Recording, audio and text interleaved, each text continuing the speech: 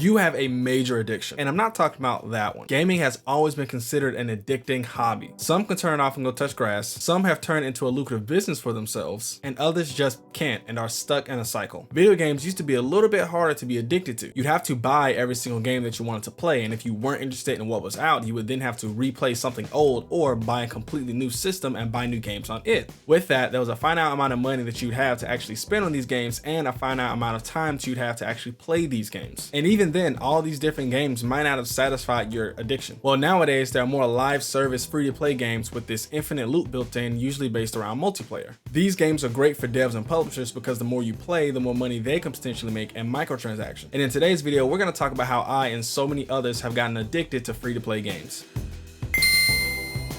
Hello world and all who inhabit it, it is I, the Great Saiyan, and I'm addicted to Apex Legends. I've said that many times, but why? Why?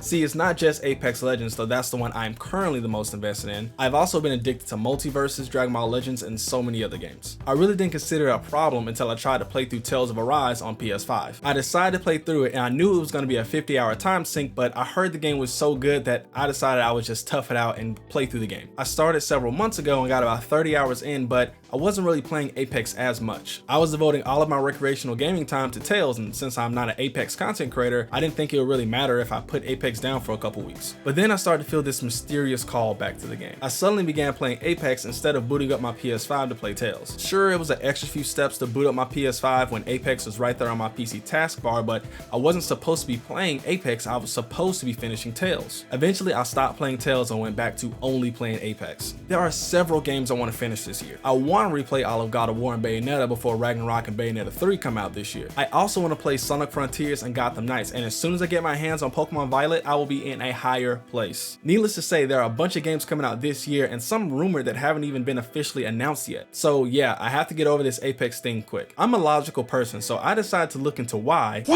I could be so obsessed with one game. Well, first things first, it's free. See, with free stuff, there's this natural urge to try it, and that's mainly what free-to-play games get you. They lure you in by being free to play, and then they hook you with all the other things that we'll talk about in this video. The idea of free to play was always foreign to me because I grew up in an age where I had to go to GameStop and get every game that I wanted to play. And usually when I went to GameStop, the games cost money, and since I didn't have a lot of that, I didn't play all the games I wanted. More and more games are going free to play, and it's easy to get attached to these games because you may try something that you would never have thought to try because you didn't want to spend 60 bucks on it. Apex and other free to play games have a minimal risk for a very high reward. The risk is just download time and launching the game. You're already coming out on top, even if you don't particularly enjoy that specific game. Your reward is exciting gameplay filled with action, damage, kills, gaining new badges for winning games a certain way, or having a really cool interaction with a random named Toe Jam Billy Bob. You can also grab really cool skins and cosmetics, and though those may cost money, it's still not as much as you'd pay for full price games, so it's still a minimal risk. There's also huge communities around these games, so clips and memes are being shared, and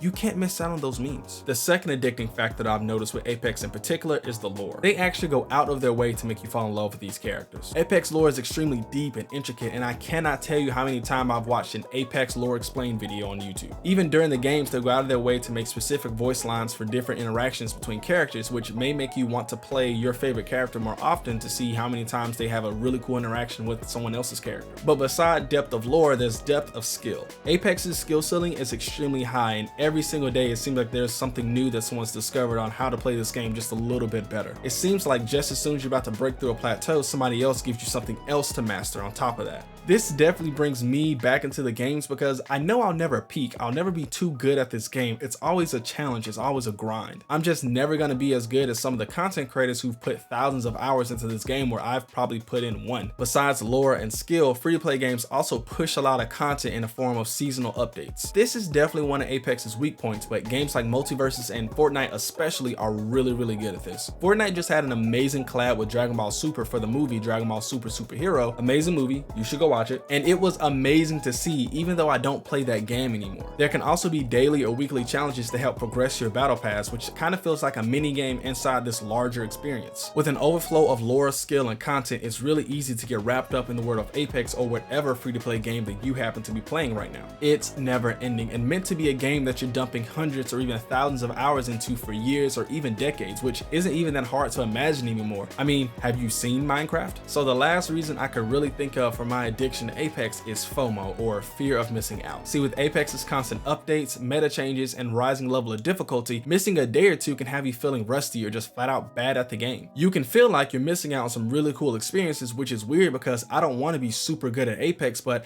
I don't want to lose the skills I've already developed. I could dump all of my free time into playing Apex, but I'd rather just be a competitive casual. There have also been rumors that the algorithm within the game makes lobbies easier or harder for you in order to get you to play for long. When you have a great game and then get thrown to a lobby that's balls hard, it may make you play an extra 30 minutes just to chase that euphoric high from that initial win. This happens to me a lot. I'll play 3 games and win one of them, and then get thrown into the hardest, most sweatiest lobbies ever on PC, lose, and then play until I get another win. Thus, the vicious cycle continues. If I quit after every string of losses, it feels like I'm missing out on something. Like I'm quitting the experience of grinding until I get better by sitting through these extremely tough sessions. These games goals are for you to play as long as you possibly can. If you're addicted, that's even better for them. The game you're playing may be addicting for you for only one of these reasons, but for me, Apex hits all of these. I am monitoring my time with Apex more closely as there are other games I want to experience and some I even want to review for you guys. I don't have a real solution besides maybe being more cognizant of the amount of time that you spend gaming. I used to game a lot more than I do now, and then I realized how little time I was spending with my wife and my son. I cut back, but within that time I cut back too, Apex is just taking over the majority of it. If gaming really feels like an addiction to you and you're missing work, hanging out with friends or loved ones, then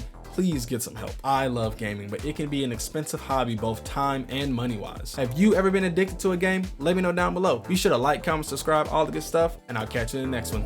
Peace.